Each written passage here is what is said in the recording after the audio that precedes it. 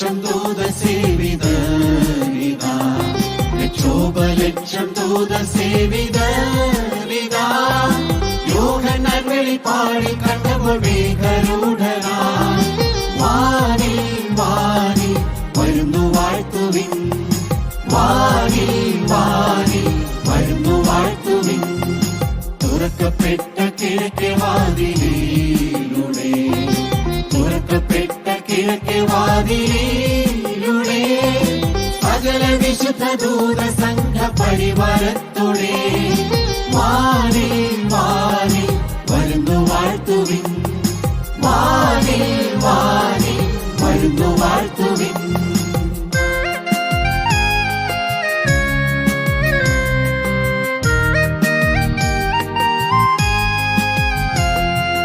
ദൈവത്തിന്റെ കാഹളധ്വനി ധ്വനി, ദൈവത്തിന്റെ കാഹളധ്വനി ധ്വനി.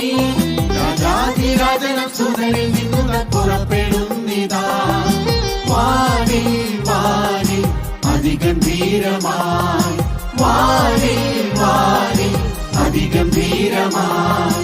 മണ്ണിലുറങ്ങുന്നതാം മൃഗർ മൃഗർ, മണ്ണിലുറങ്ങുന്നതാം മൃഗർ മൃഗർ. ഇനി മുഹൂർത്തത്തിൽ ഉയർത്തെഴുന്നതി പ്രസന്നവദനരായി, ശീഘ്രം ശീഘ്രം അതിസംബോധരായി, ശീഘ്രം ശീഘ്രം അതിസംബോധരായി.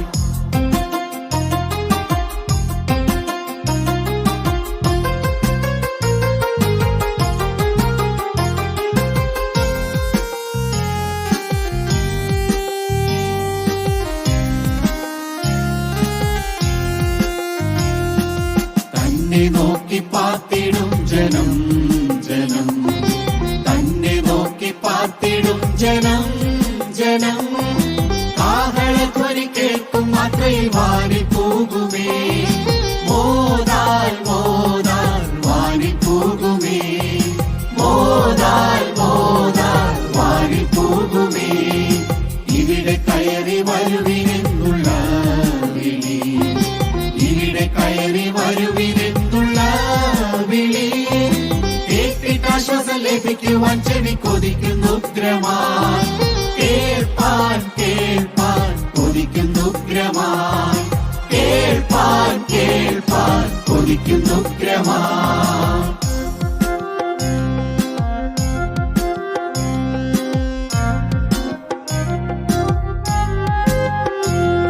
ലക്ഷോപലക്ഷം ദൂതസേവിതരിതാ, ലക്ഷോപലക്ഷം ദൂതസേവിതരിതാ. യോഹന്നാൻ വെളിപ്പാടി കണ്ടപ്പോൾ മേഘരൂഢനായി വാനിൽ വാനിൽ വരുന്നു വാഴ്ത്തുവിൻ, വാനിൽ വാനിൽ വരുന്നു വാഴ്ത്തുവിൻ.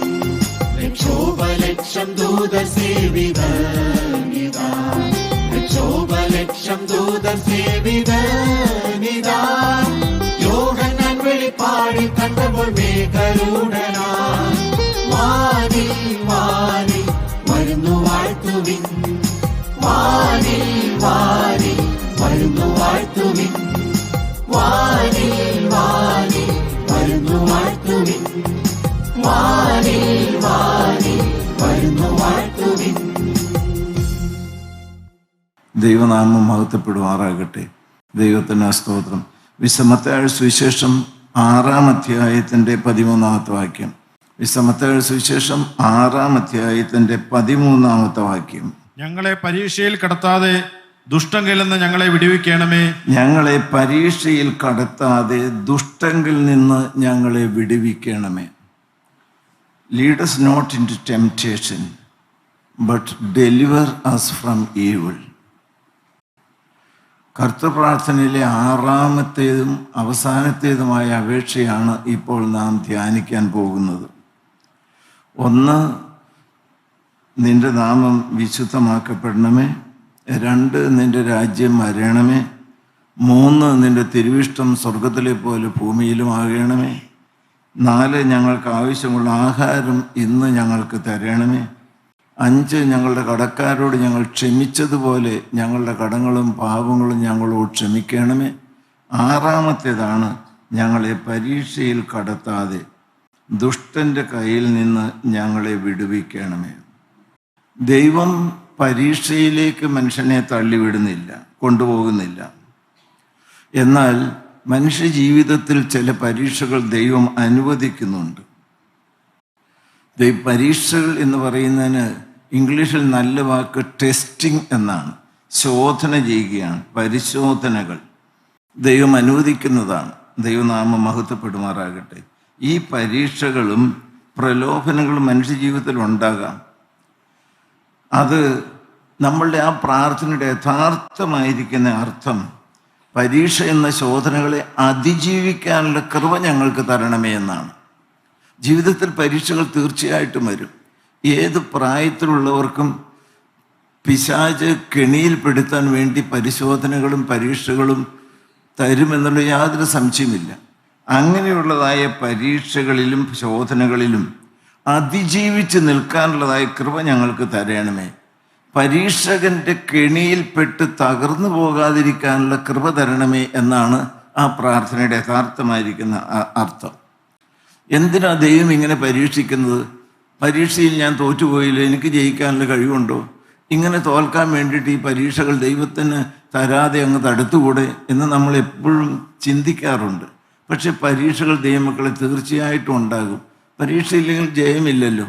നിങ്ങൾക്ക് എല്ലാവർക്കും അറിയാവുന്ന കാര്യമാണ്.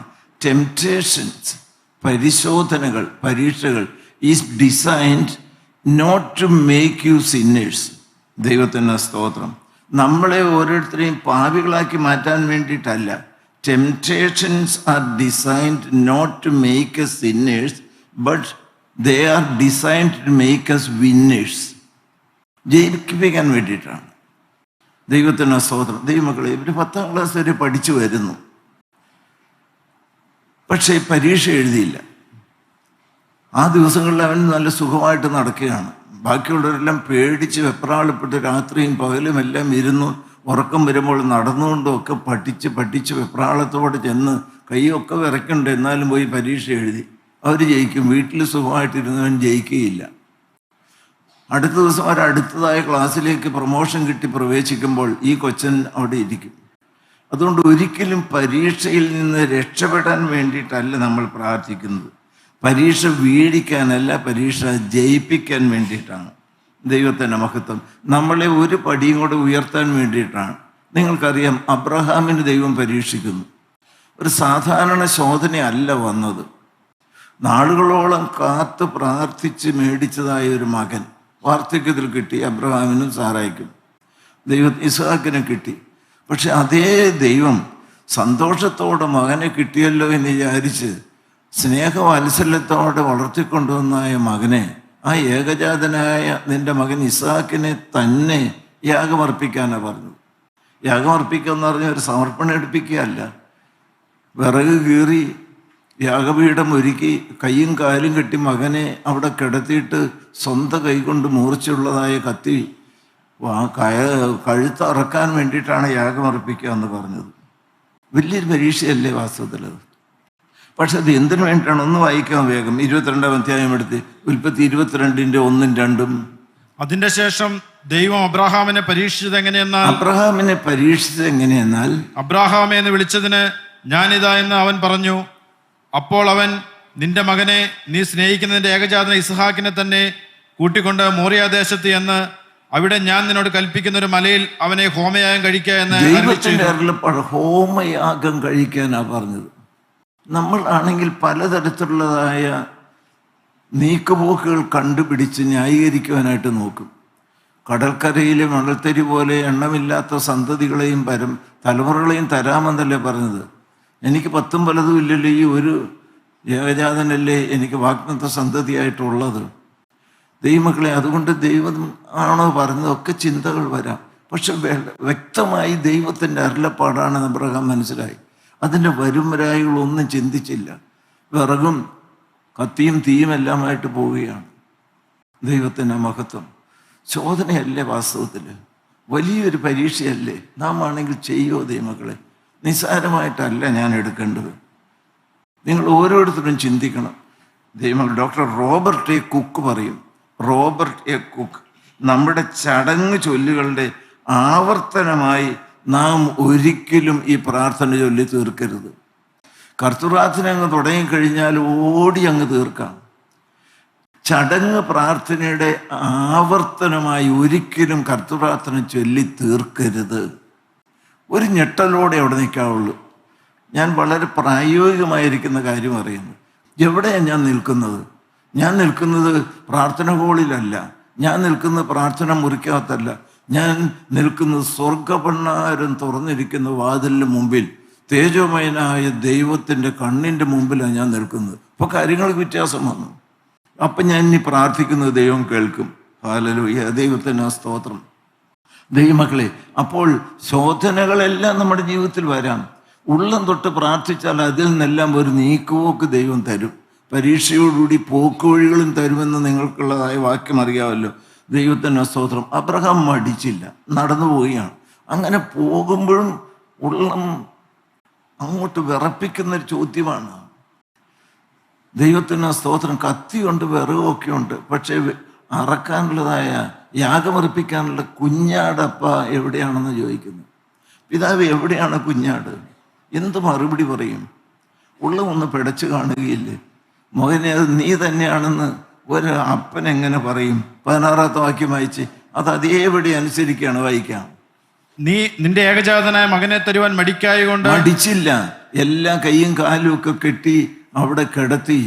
ദൈവത്തിന് സ്തോത്രം. ആ ഓമന മുഖം ഒന്നോടെ കണ്ടു.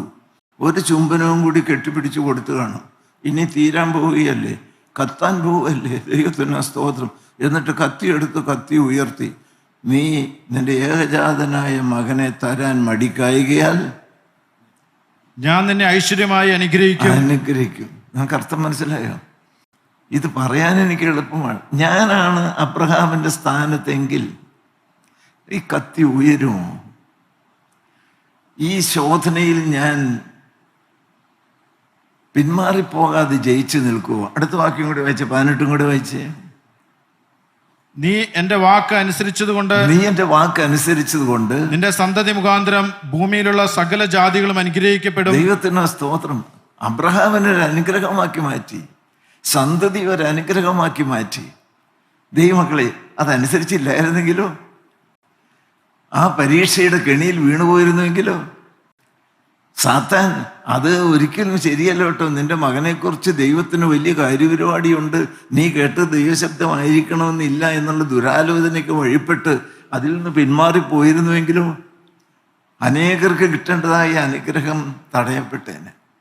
ഇത്രയും ആളുകൾ ഇത് കേൾക്കുന്നില്ല. ഇവിടെ എല്ലാം ഇരുന്ന ആളുകൾ കേൾക്കുന്നു. ഞാൻ ഈ പരീക്ഷയിൽ ജയിക്കാൻ തൊക്കൊണ്ടും വിശ്വസ്തയോടെ ദൈവത്തിൽ ആശ്രയിച്ച് നിന്നാൽ എനിക്ക് അനുഗ്രഹമാണ്, എൻ്റെ കുടുംബത്തിന് അനുഗ്രഹമാണ്, തലമുറകൾക്ക് അനുഗ്രഹമാണ്, മറ്റുള്ളവർക്ക് എല്ലാവർക്കും അനുഗ്രഹമാണ്. ദൈവത്തിന് സ്തോത്രം.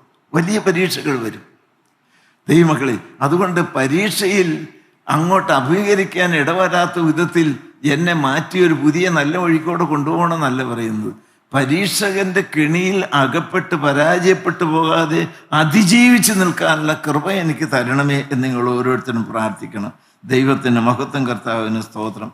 പരീക്ഷകൾ ഓരോന്നും വിജയത്തിലേക്കുള്ള ചവിട്ടുപടികളാണ്. അങ്ങനെയല്ലേ? 10ാം ക്ലാസ്സിൽ ജയിച്ചു, 12ാം ക്ലാസ്സിൽ ജയിച്ചു, BSc അല്ലെങ്കിൽ BA ജയിച്ചു, അങ്ങനെ മുന്നോട്ട് പോകണം. പരീക്ഷ എഴുതാത്ത കുട്ടികൾ ഒരിക്കലും ജയിക്കുകയില്ല. അതുകൊണ്ട് ശോധനകൾ വരുമ്പോൾ ദൈവത്തിൻ്റെ സ്നേഹം നഷ്ടപ്പെട്ടു എന്നുള്ളതല്ല, ദൈവത്തോട് പരിഭവമല്ല. ദൈവത്തിന് സ്തോത്രം. പലതരത്തിലുള്ളതായ ബുദ്ധിമുട്ടുകൾ വരാം. അത് നിങ്ങളുടെ ആ ഒരു പാപത്തിൻ്റെ ശോധന പാപിയെ തള്ളുന്നതായ സമയം നിങ്ങൾ ജയാളികളായിട്ട് നിൽക്കണം. യോബ് ചീത്തയായിട്ടല്ലല്ലോ. യോബിൻ്റെ ജീവിതത്തിൽ കറ തീണ്ടാത്തവനായി തീയിൽ ഊതിക്കഴിച്ച് പൊന്നു പോലെ ശോഭിക്കുന്ന ഒരു ദൈവ ഇതിലാക്കി കൊണ്ടുവരണമെന്ന് ദൈവത്തിന് ആഗ്രഹം ഉണ്ടായിരുന്നു. ഒരു സ്വയത്തിൻ്റെ ലാഞ്ചന പോലും പാടില്ല. നിഷ്കളങ്കനാണ്, നേരുള്ളവനാണ്, ആ ദേശത്തെ ഏറ്റവും വിശ്വസ്തനാണ്. ദൈവത്തിന് സ്തോത്രം. ദൈവം തന്നെ 3 സാക്ഷിക്കുന്നതാണ്. ഇവനെപ്പോലെ നിഷ്കളങ്കനും ദൈവത്തിന് സ്തോത്രം പരമാർത്ഥിയും ദോഷം വിട്ട് അകന്നവനുമായി വരെ ആരുമില്ല. അരുതാത്ത് നോക്കാൻ ഒരു കണ്ണു വിട്ടു കൊടുക്കാത്തവൻ, ആർക്കെങ്കിലും ഒരു വസ്ത്രമില്ലെങ്കിൽ ആ വസ്ത്രം പോലും കൊടുക്കുന്നവൻ, എന്തിനും തയ്യാറായിരിക്കുന്ന ഒരു മാതൃകാ പുരുഷനായിരിക്കുന്ന യോബിന് എന്തെല്ലാം പരീക്ഷകൾ വന്നു. നിസ്സാരമാണ് പരീക്ഷകൾ. ദൈവത്തിന് മഹത്വം. എല്ലാം കൂടെ മൃഗങ്ങളെല്ലാം ചത്തുപോകുന്നു, സകലതും. മക്കൾ 10 പേരും ചത്തുപോകുന്നു, മരിച്ചു പോകുന്നു. അതും കഴിഞ്ഞിട്ടും എന്നെയും ഈ ശരീരത്തിൽ മുഴുവൻ എന്തിനാ ദൈവം ഇങ്ങനെ പരീക്ഷിക്കുന്നത്? ദൈവത്തിന് ഒരു സ്വയത്തെ, ദൈവത്തിന് സ്തോത്രം, തകർത്തുടച്ച് ദൈവത്തിൻ്റെ തേജസ് അണിഞ്ഞ ഒരു ദൈവം ഇതിലാക്കി മാറ്റാൻ വേണ്ടി ദൈവത്തിൻ്റെ കാര്യപരിപാടിയാണ്. നമ്മൾ എന്തിനാ കൂട്ടായ്മയിൽ വിളിച്ചു വരുത്തിയിരിക്കുന്നത്? അനേക വിഷയങ്ങൾ ഉണ്ടാകും ദൈവമക്കൾ, വ്യക്തിപരമായ ജീവിതത്തിലുണ്ടാകും. പരീക്ഷകൾ പ്രധാനമായിട്ടും 2 വിധത്തിലാണ്. പരീക്ഷകൾ 2 വിധത്തിലാണ്. ഒന്ന്, പാപം ചെയ്യാനുള്ള ആന്തരികമായിരിക്കുന്ന ഒരു പ്രേരണ. അത് ഏത് മനുഷ്യനും എപ്പോഴും ഉള്ളതാണ്. പാപം ചെയ്യാനുള്ളതായ ഒരാന്തരികമായ പ്രേരണ.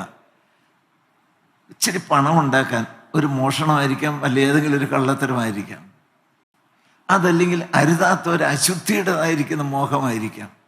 ഒരു പെൺകുട്ടി അതുപോലെ പ്രേമമായിട്ട് ഇങ്ങോട്ട് വരുന്ന സമയത്ത് അകത്തൊരു കൊതി ഉണ്ടാകുന്നു. ഏത് മനുഷ്യനും ആ ഒരു ചോദന വരാം. ദൈവമക്കളെ, അതുപോലെ ഏതെല്ലാം കാര്യത്തിനകത്ത് ദൈവവേലയുടെ മുഖത്ത് നിൽക്കുന്ന ഈ ദൈവമക്കൾക്ക് ഒന്ന് സ്വയം ഉയരാനുള്ളതായ ഒരു പൈശാചിക പ്രവണത വരാം. ലോകസ്നേഹത്തിൻ്റെ ആന്തരികമായ ശോധനകൾ നിങ്ങൾക്ക് എല്ലാവർക്കും മനസ്സിലാകുന്നില്ലേ? ഏതെങ്കിലും ഒരു കാര്യം വരുമ്പോഴേക്കും അകത്ത് പുകഞ്ഞു പൊങ്ങുന്നതായ കോപം, ചിലരുള്ളതായിരിക്കുന്ന ഇഷ്ടക്കുറവ്, അങ്ങോട്ട് ഒതുക്കാൻ നോക്കിയാലും പറ്റുന്നില്ല. ദൈവത്തിന് സ്തോത്രം. ഇന്നാളൊരു അമ്മ പറഞ്ഞത്, ദൈവം നിന്നോട് ക്ഷമിച്ചാലും ഞാൻ ക്ഷമിക്കില്ല എന്നാ, എനിക്ക് സാധിക്കില്ല എന്നാ പറഞ്ഞു മരുമകളോട്. ദൈവം നിന്നോട് ക്ഷമിച്ചാലും എനിക്ക് ക്ഷമിക്കാൻ പറ്റുകയില്ല. ദൈവത്തിന് സ്തോത്രം. ദൈവമക്കളെ, അതുപോലെ തന്നെ ഒന്ന് ആന്തരികമായ അകത്തെ ശോധന, 2 ബാഹ്യമായിരിക്കുന്ന ചില ശോധനകൾ.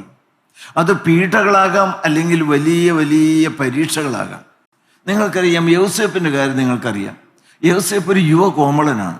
യുവത്വത്തിൻ്റെ തിളപ്പിലുള്ളതായ സകല ശക്തിയും യോസേപ്പിനുണ്ട്. സകല സാഹചര്യങ്ങളും അനുകൂലമായിരിക്കുന്ന ഈ ഒരു രംഗത്ത് യോസേപ്പ് ചെന്നു. ഒരു പൊത്തിഫേറിൻ്റെ കൊട്ടാര സമാനമായിരിക്കുന്ന വീട്ടിൽ ആ യുവസുന്ദരിയായിരിക്കുന്ന ഭാര്യ പറയുന്നു, ഈ വീട്ടിൽ വരെ ആരുമില്ല, നമുക്ക് തമ്മിൽ എന്തും ചെയ്യാനുള്ളതായ സാഹചര്യങ്ങളെല്ലാം ഒരുങ്ങി വന്നിരിക്കുകയാണ്, എന്നോടുകൂടെ ശയിക്കുക എന്ന് പറഞ്ഞ് വസ്ത്രത്തിൽ പിടിച്ചുകൊണ്ട് പോവുകയാണ്. ഇതിനേക്കാൾ വലിയ ശോധന എന്താണ് ഒരു ചെറുപ്പക്കാരന്? ഇത് പറയാൻ വളരെ എളുപ്പമാണ്. ആരുമില്ലാതെ ഒരൊറ്റ മനുഷ്യനും അറിയില്ല. ദൈവത്തിന് സ്തോത്രം. അവിടെയാണ് ദൈവമക്കളെ ഒരു ദൈവപൈതൽ വിജിലൻ്റ് ആകുന്നത്. അത് പുറമേ നിന്നൊരു പെണ്ണ് വലിച്ചു വേണ്ടാതീനത്തിന് വേണ്ടി കൊണ്ടുപോകുന്ന ബാഹ്യമായിരിക്കുന്ന പാപത്തിൻ്റെ പ്രേരണയാണ്. അതുപോലെ തന്നെ നമ്മൾ വേദപുസ്തകത്തിൽ നോക്കിയാൽ അറിയാം, വിശ്വാസ വീരന്മാർ വീഴിക്കാനുള്ളതായ പോരാട്ടം, പാപത്തിൻ്റെ ശോധന. അന്ന് കർത്താവായ യേശുക്രിസ്തുവിൻ്റെ കാലത്തും അതിനുശേഷവും 1-ാം നൂറ്റാണ്ടിലും കർത്താവായ യേശുക്രിസ്തുവിലുള്ള വിശ്വാസത്തിൽ ഉറച്ചു നിൽക്കുന്ന ദൈവമക്കളുടെ ക്രിസ്തീയ ജീവിതത്തെയും അടിത്തറയും തകർക്കാനുള്ളതായ വലിയ അധ്വാനം പൈശാചികൻ്റെയും സഭാ നേതാക്കന്മാരുടെയും പക്ഷത്തുനിന്നുണ്ടായിരുന്നു. ദൈവമക്കളെ, പത്രോസിലേക്കും എല്ലാം എന്തുമാത്രം ബാഹ്യമായിരിക്കുന്ന ശോധനകൾ വന്നു, എന്തുമാത്രം ബാഹ്യമായിരിക്കുന്ന ശോധനകൾ. ഞാൻ ഓർക്കുന്നുണ്ടൊരു അമ്മയുടെ കാര്യം. 3 ആൺമക്കളാണ്. ഭർത്താവിനെ പിടിച്ചുകൊണ്ടുപോയി സുവിശേഷം അറിയിച്ചതുകൊണ്ട് അതേ ഭർത്താവിൻ്റെ രക്തം പുരണ്ടതായ വേദപുസ്തകം എടുത്തുകൊണ്ട് അതേ സ്ഥാനത്ത് ഭർത്താവിനെ വെട്ടിവീഴ്ച സ്ഥാനത്ത് നിന്നുകൊണ്ട് ഭാര്യ പിറ്റേ ദിവസം ഒരു സുവിശേഷത്തിൻ്റെ നിർമ്മല സത്യം ഘോഷിക്കാൻ തുടങ്ങി.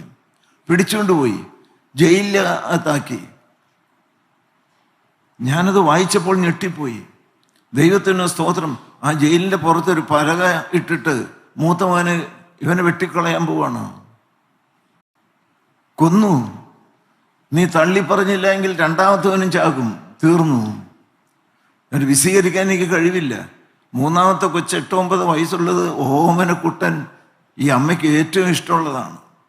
ദൈവത്തിൻ്റെ മഹത്വം. അവനെയും കൈയും കാലും കെട്ടി ആ പലകയിൽ കിടത്തി. ചേട്ടന്മാരുടെ രക്തം ഇങ്ങനെ ഒഴുകിക്കൊണ്ടേയിരിക്കുന്നു. ഈ കൊച്ചൻ നോക്കിയപ്പോൾ അമ്മയുടെ മുഖം വിളർന്നു. പരിഭ്രാന്തിയിലായി. എൻ്റെ ഈ കൊച്ചിൻ തീരുകയാണല്ലോ, നിനക്ക് ഒരു മകനെങ്കിലും വേണമോ? ഒറ്റ വാക്ക്, യേശുവിനെ തള്ളി പറഞ്ഞാൽ മാത്രം മതി, നിനക്കും ഈ കൊച്ചിനുമായിട്ട് വീട്ടിലേക്ക് പോകാം. ഈ അമ്മയുടെ മുഖം പയ്യൊന്ന് വെപ്രാളം കൊണ്ട് വിഷമിക്കുന്നത് കണ്ടപ്പോൾ ഈ മകൻ അവിടെ കിടന്നുകൊണ്ട് പറഞ്ഞത് പറയാൻ പോലും എനിക്ക് യോഗ്യതയില്ല. അമ്മേ, എന്നോടുള്ള മകനോടുള്ളതായ സ്നേഹത്തെ പ്രതി അമ്മയ്ക്ക് വേണ്ടി ജീവൻ തന്ന അമ്മയെ സ്നേഹിച്ച കാൽവറിയിലെ സ്നേഹിതനായ കർത്താവിനെ തള്ളിപ്പറയാൻ ഇടവരരുത്. ആ കൊച്ചു 9 വയസ്സുള്ള കൊച്ചു പറയുന്നതാണ്. ദൈവത്തിന് സ്തോത്രം. Your love towards me shall not exceed your love to Jesus Christ. കാൽവറിയിലെ കർത്താവിനോടുള്ളതായ സ്നേഹത്തെക്കാൾ എന്നെ രക്ഷിക്കാൻ വേണ്ടി അമ്മ എന്നെ സ്നേഹിക്കരുത്, അങ്ങനെ ഒരു അമ്മ എനിക്ക് വേണ്ട. കൊച്ചിൻ്റെ വിശ്വാസമല്ല, അമ്മയുടെ വിശ്വാസം. ഇതൊക്കെ പറയാൻ, ഇതൊക്കെ കേൾക്കാൻ പോലും നമുക്ക് യോഗ്യതയുണ്ട്. എന്ത് പറയുന്നു ദൈവമക്കളെ നിങ്ങളുടെ വിശ്വാസമൊക്കെ? എങ്ങനെയുണ്ട് ആത്മീയ ജീവിതത്തിൻ്റെ ആഴം?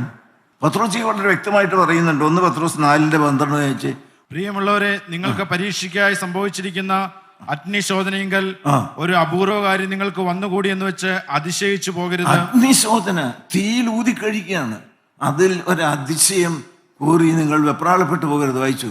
ക്രിസ്തുവിന്റെ കഷ്ടങ്ങൾക്ക് പങ്കുള്ളവരാകും തോറും, നിങ്ങൾ എല്ലാവരും കേട്ട്, ക്രിസ്തുവിന്റെ കഷ്ടങ്ങൾക്ക് പങ്കാളികളാകും തോറും, പരീക്ഷയിലേക്ക് വന്ന് കഷ്ടങ്ങൾ സഹിച്ച് ആ തീയിലേക്ക് നമ്മൾ വരും തോറും സന്തോഷിക്കണം. എന്താ ഇങ്ങനെയൊക്കെ വന്നേ? ദൈവം എന്തിനാ ഇതൊക്കെ അനുവദിക്കുന്നത്? എന്താ ഈ രോഗം? എന്താ ഈ വീഴ്ച? എന്താ ഈ അപകടം? എന്താണ് ഈ അപ്രതീക്ഷിതമായിരിക്കുന്ന അകാല മരണം? ഇതൊക്കെ നിങ്ങൾ ചോദിക്കുന്ന ചോദ്യങ്ങളല്ലേ? ചോദിക്കരുത് ഒരിക്കലും. അതിൽ സന്തോഷിക്കുകയാണ് വേണ്ടത്. കാരണം എന്താ? അങ്ങനെ നിങ്ങൾ അവന്റെ തേജസ്സിന്റെ പ്രത്യക്ഷതയിൽ ഉല്ലസിച്ച് ആനന്ദിപ്പാൻ ഇടവരും. ഇത് എഴുതി വെച്ചോ നിങ്ങൾ. ദൈവത്തിന് സ്തോത്രം. നിങ്ങൾ പോലും ചോദിക്കുക, എന്താ അവനങ്ങനെ വന്നേ? പള്ളിയിലൊക്കെ പോകണല്ലേ, കൂട്ടായ്മ പോകണല്ലേ, സാക്ഷ്യം പറയുന്നല്ലേ, ദൈവാലയം ചെയ്യുന്നതല്ലേ, എന്നിട്ട് എന്താ കുടുംബത്തിന് കെടുതി വന്നേ?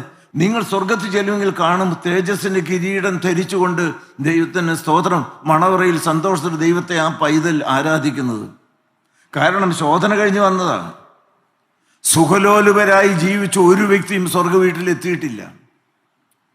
ജീവിതത്തിൽ കഠിന ശോധനകളുടെ അന്തിമ ഫലമാണ്, അൾട്ടിമേറ്റ് റിസൾട്ടാണ് സ്വർഗമെന്ന് പറയുന്നത്.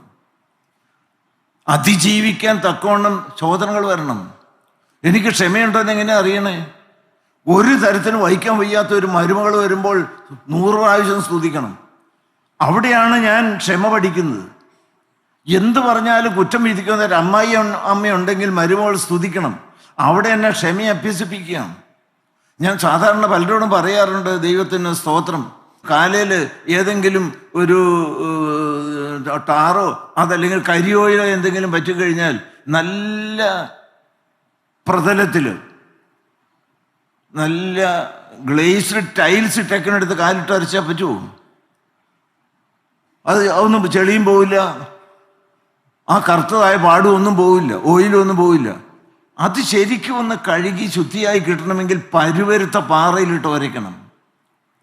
ജീവിതത്തിൽ പരുവരുത്തതായ പ്രതലങ്ങളുമായി മുട്ടി ഉരുമി പോകേണ്ടതായ സാഹചര്യങ്ങൾ വരുമ്പോൾ അതിനെ അതിജീവിച്ചു പോയി സുഖലോലുവരായി ജീവിച്ച് സ്വർഗത്തിലെത്താനൊക്കെയില്ല. ദൈവത്തിന് സ്തോത്രം. ദൈവമക്കളെ, പരീക്ഷ സഹിക്കുന്ന മനുഷ്യൻ ഭാഗ്യവാൻ. 1 പത്രോസ് 1:6-7 കൂടെ വായിച്ച്. ദൈവത്തിന് സ്തോത്രം. അതിൽ നിങ്ങളിപ്പോൾ അല്പനേരത്തേക്ക് നാനാ പരീക്ഷകളാൽ ദുഃഖിച്ചിരിക്കേണ്ടി വന്നാലും, അല്പസമയത്തേക്ക് നാനാ പരീക്ഷകളിൽ അകപ്പെട്ടിരിക്കുന്ന നിങ്ങൾ ദുഃഖിച്ചിരിക്കേണ്ടി വന്നാലും ആനന്ദിക്കുന്നു. അഴിഞ്ഞു പോകുന്നതും തീയിൽ ശോധന കഴിക്കുന്നതുമായ പൊന്നിനേക്കാൾ നിങ്ങളുടെ വിശ്വാസത്തിന്റെ പരിശോധന വിലയേറിയതെന്ന്. ദൈവത്തിന് സ്തോത്രം. വിശ്വാസത്തിന്റെ പരിശോധന വിലയേറിയതാണ്. ആ പരിശോധനയിൽ അതിജീവിച്ച് നിങ്ങൾ വന്ന് സ്വർഗ വീട്ടിലെത്തണം. ജർമ്മനിയിലാണ് വലിയൊരു തീപിടുത്തം ഉണ്ടായത്, നിങ്ങൾ കേട്ടിട്ടുണ്ടോ? വലിയ തീപിടുത്തം. ഒരു വില്ലേജ് മുഴുവൻ, ഒരു ഗ്രാമം മുഴുവൻ കത്തി നശിച്ചു. മരങ്ങൾ ഉൾപ്പെടെ എല്ലാ കെട്ടിടങ്ങളും ഉൾപ്പെടെ അനേകം പേര് തീയിൽ വെന്തുപോയി.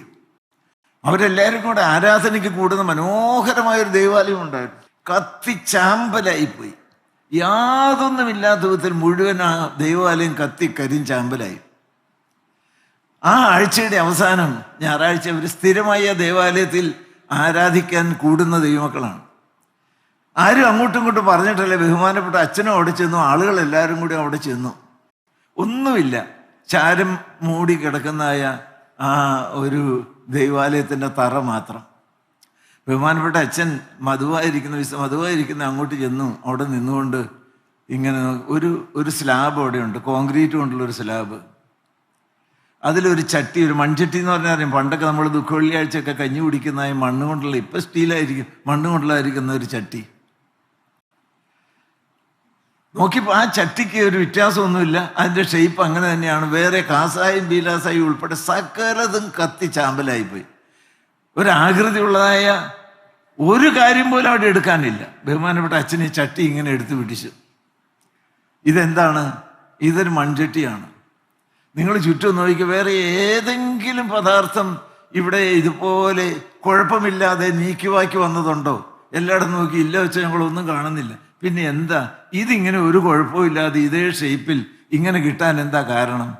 ഈ ചട്ടി അതേ അവസ്ഥയിൽ അവശേഷിക്കാൻ എന്താണ് കാരണം? എല്ലാവരും ഇങ്ങനെ അത്ഭുതം കൂറിക്കിടന്നു. അച്ഛൻ പറഞ്ഞു, ഇതൊരിക്കൽ ഒരു തീച്ചുളയിൽ കൂടി കടന്നു പോയതാ. കേട്ടോ നിങ്ങൾ?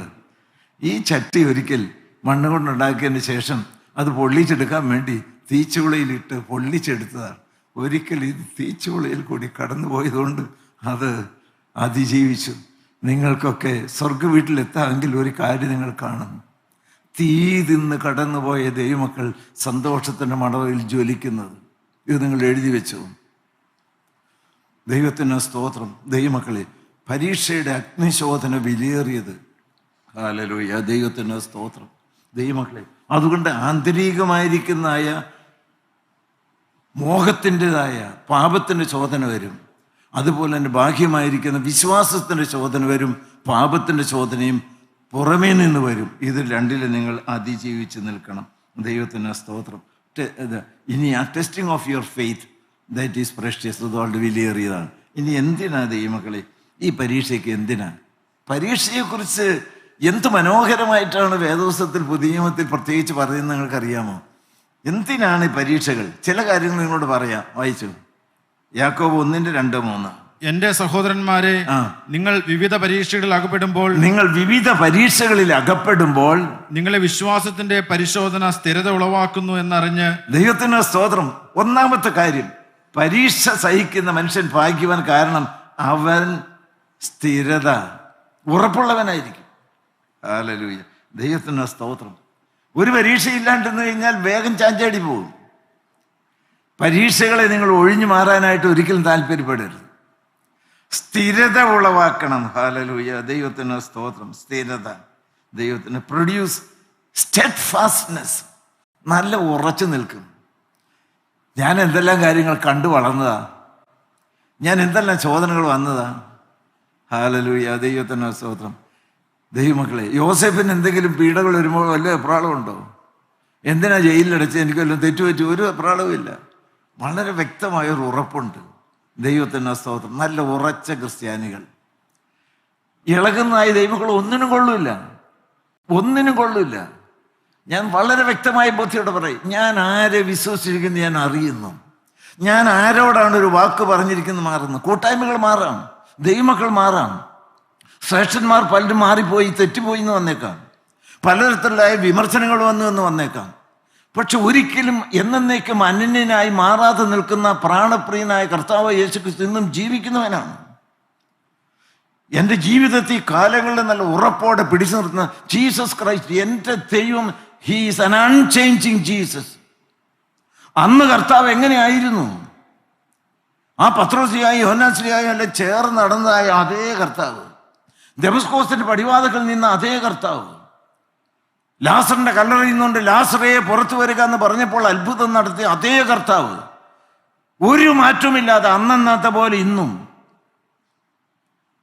അന്ന് മറിയയ്ക്ക് കർത്താവിന്റെ കാൽക്കൽ വീഴാമായിരുന്നു. ഇന്നും പാവപ്പെട്ട ഈ ദൈവദാസന് എന്ന് വീണച്ച പറയുന്നത്. ഹല്ലേലൂയ, ദൈവത്തിന് സ്തോത്രം. ആ ചുടുരക്തം എന്നൊക്കെ പറയുന്ന എന്ത് പരമാർത്ഥമാണെന്ന് നിങ്ങൾക്കറിയാമോ? ഞാൻ കേവലം പറയല്ല, അതൊരു ദൈവത്തിന്റെ കൃപയാണ്. ഹല്ലേലൂയ, ദൈവത്തിന് സ്തോത്രം.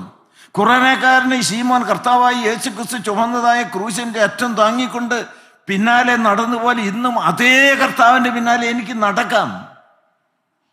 ദൈവത്തിന് സ്തോത്രം. ഏത് കൊടുമ്പാവിയാണെങ്കിലും കർത്താവായി യേശുക്രിസ്തുവിനെ കണ്ടുകൊണ്ട് വലത്തുഭാഗത്തെ കള്ളൻ ചില കാര്യങ്ങൾ തുറന്നു പറഞ്ഞ പോലെ അതേ കർത്താവ് ക്രൂശിൽ പിടഞ്ഞു മരിക്കുന്ന രംഗം എൻ്റെ വിശ്വാസത്തിൻ്റെ കണ്ണുകൊണ്ട് വ്യക്തമായി കണ്ടുകൊണ്ട് എനിക്ക് ചില കാര്യങ്ങൾ കർത്താവിനോട് ഉള്ളം തുറന്ന് പറയാം. മാറ്റമുണ്ട് ദൈവത്തിനല്ലോ. പിന്നെ നിങ്ങൾ ആരെയും പേടിക്കണേ? ആര് പോയാലെന്താ, ആര് വന്നാലെന്താ, ആര് വീണാലെന്താ, ആര് എഴുന്നേൽക്കാലെന്താ? എൻ്റെ കർത്താവിന് മാറ്റമില്ല. വിശ്വാസത്തിൻ്റെ സ്ഥിരത. ദൈവത്തിന് സ്തോത്രം. ഓരോ പ്രേരണകൾ വരുമ്പോഴും, വലിയ തിരമാലകൾ വരുമ്പോഴും ഉറച്ചു നിന്നോളണം. കർത്താവായ യേശു ക്രിസ്തു ശിഷ്യന്മാരുടെ പടകേറി അക്കരയ്ക്ക് പൊക്കളാൻ പറഞ്ഞു. ദൈവത്തിന് സ്തോത്രം. പക്ഷേ ദൈവമക്കളെ, കാറ്റും ഓളം തിരമാലയും വന്നു, അവർ പ്രളയപ്പെട്ടു പോയി. കർത്താവായ യേശു ക്രിസ്തു കാറ്റിനെയും ഓളത്തെയും തിരമാലകളെയും ശാസിച്ചു, അതടങ്ങി. ആ കൂട്ടത്തിൽ കർത്താവ് ശിഷ്യന്മാരെയും ശാസിച്ചു. എന്തിനാ? നിന്റെ വിശ്വാസം എന്നതാ? അവരുടെ അവിശ്വാസത്തെ അവൻ ശാസിച്ചു. ദൈവമക്കൾ വിശ്വാസികളായി മാറണം. ഏതെങ്കിലും ഒരു സംഘടനയില്ല, ഈ ലോകത്തിലെ ഏതെങ്കിലും മനുഷ്യരുടെ നേതാവിനോ അല്ല, മാറ്റമില്ലാത്ത ദൈവത്തിൽ. ദൈവത്തിൻ്റെ സ്തോത്രം. ഞങ്ങൾ ഈ ചെടികളെക്കുറിച്ച്, വലിയ വൻ മരങ്ങളെക്കുറിച്ച്, വലിയ ഉത്തുംഗ ശൃംഗത്തിൽ ഏറ്റവും പൊക്കമുള്ളതായ മലമുകളിൽ നിൽക്കുന്നതായ വൃക്ഷങ്ങൾ കാറ്റ് പിടിച്ച് ഒലയും അങ്ങോട്ടും ഇങ്ങോട്ടും. അതിൻ്റെ അറ്റം ചിലപ്പോൾ ഇങ്ങനെ വളഞ്ഞു വന്ന് നിലത്ത് മുത്തും, പക്ഷെ ഒരിക്കലും അറിയില്ല. കാരണം അറിയാമോ? കാറ്റ് വന്ന് അടിക്കുമ്പോഴേക്കും ഏറ്റവും വലിയ പ്രത്യേകത അതിൻ്റെ റൂട്ട് സിസ്റ്റം. ദൈവത്തിന് അതിൻ്റെ വേരുപടലം മണ്ണിലേക്ക് ഇങ്ങനെ പൂണ്ടുകൊണ്ട് ആഴത്തിൽ വേരുന്നാൻ തുടങ്ങും. Deeply rooted root system. ദൈവത്തിന് സ്തോത്രം. ജീവിതത്തിൽ വലിയ പരിശോധനയുടെ കാറ്റ് വീഴിക്കാൻ തക്കവണ്ണം ആഞ്ഞടിക്കുന്ന ദൈവമക്കളുടെ ജീവിതത്തിൽ വിശ്വാസത്തിൻ്റെ സ്ഥിരത നല്ല ദൃഢമായിരിക്കും. ഹല്ലേലൂയ. ദൈവത്തിന് സ്തോത്രം. വിശ്വാസത്തിൻ്റെ സ്ഥിരത. യാക്കോബ് 1:2 മുതൽ വായിച്ച് 2 മുതൽ. എന്റെ സഹോദരന്മാരെ, ഒന്ന് സ്ഥിരത ഉളവാക്കാൻ, രണ്ടാമതിന് നിങ്ങൾ വിവിധ പരീക്ഷകൾ അകപ്പെടുമ്പോൾ നിങ്ങൾ വിശ്വാസത്തിന്റെ പരിശോധന സ്ഥിരത ഉളവാക്കുന്നു എന്നറിഞ്ഞാൽ അത് അശേഷം സന്തോഷമെന്ന് എണ്ണുവിൻ. എന്നാൽ നിങ്ങൾ ഒന്നിലും കുറവില്ലാതെ തികഞ്ഞവരും, അത് സന്തോഷത്തോടെ അതിജീവിച്ച് നിങ്ങൾ കരേറി വരുമ്പോൾ നിങ്ങൾ ഒന്നിനും കുറവില്ലാതെ തികഞ്ഞവരും സമ്പൂർണരുമാകേണ്ടതിന് സ്ഥിരതയ്ക്ക് തികഞ്ഞ പ്രവൃത്തി ഉണ്ടാകട്ടെ. അതെന്തിനാ പരിശോധന? ഹല്ലേലൂയ. മനോഹരമായ ദൈവിക അരുളപ്പാടുകളാണ് നമുക്ക് തരുന്നത്. നിങ്ങളെ സമ്പൂർണരാക്കാൻ വേണ്ടിയിട്ടാണ്. നിങ്ങൾ തികഞ്ഞവരും സമ്പൂർണരുമായി മാറണം. ഹല്ലേലൂയ. ദൈവത്തിന്റെ സ്തോത്രം. A perfect man in Jesus Christ. അത് കർത്താവിൽ തികഞ്ഞ വ്യക്തിത്വം. ഉടനെ ആടി വിളയുന്നതല്ല. ഒന്ന്, നിങ്ങളെ സ്ഥിരത ഉളവാക്കാൻ.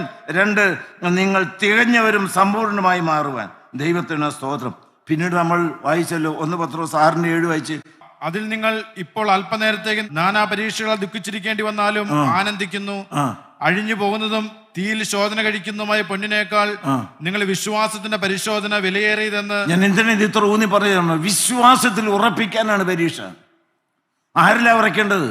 കൂട്ടായ്മയിലല്ല, ദൈവമക്കളിലല്ല, സുവിശേഷ പ്രവർത്തനത്തിലല്ല. ക്രിസ്തുവിൽ വേരൂന്നി അടിസ്ഥാനപ്പെട്ടവരായിരിക്കണം. ക്രിസ്തുവിൽ വേരൂന്നി അടിസ്ഥാനപ്പെട്ടവര്. ദൈവത്തിന് സ്തോത്രം. എന്നെ ഇളക്കി കഴിഞ്ഞാൽ പോരുന്ന യേശുവിനോട് കൂടിയായിരിക്കും. ഞാൻ യേശുവിൽ അങ്ങോട്ട് വേര് പടലം ഊന്നി നിൽക്കുകയാണ്. ഇതൊരു പിരിയ ബന്ധമാണ്. ഞാനും എൻ്റെ കർത്താവും തമ്മിൽ ഭിന്നിച്ച ഒരു ജീവിതമില്ല. ഇതൊക്കെ നിങ്ങൾക്ക് മനസ്സിലാവുന്ന ഭാഷയാണ്. മാർട്ടിൻ എന്ന് പറയുന്ന ദൈവവിശ്വാസി, ദൈവത്തിന് സ്തോത്രം, നീ കർത്താവിനെ തള്ളി പറഞ്ഞില്ല എങ്കിൽ തലവെട്ടും, കൈവെട്ടും, കാലുവെട്ടും എന്നൊക്കെ പറഞ്ഞു. ആദ്യം കാലുവെട്ടി, പിന്നെ കൈവെട്ടി. എനിക്കിതൊക്കെ പറയാൻ എളുപ്പമാണ്. നിനക്ക് നിരങ്ങി നടക്കാം. ദൈവത്തിന് സ്തോത്രം. ഞാൻ നിരങ്ങി നടന്നുകൊണ്ട് യേശു നല്ലവനാണ്, രക്ഷിതാവാണെന്ന് പറയുന്നു പറഞ്ഞു. എന്നാന്ന് കാണട്ടെ, അവൻ്റെ തലവെട്ടാൻ പറഞ്ഞു. ദൈവത്തിന് സ്തോത്രം. ദൈവമക്കളെ തലവെട്ടാൻ ഒരുങ്ങിയാണ്. നിനക്കെല്ലാം പറയാനുണ്ട്, പറയാനുണ്ട്. എന്താണ്?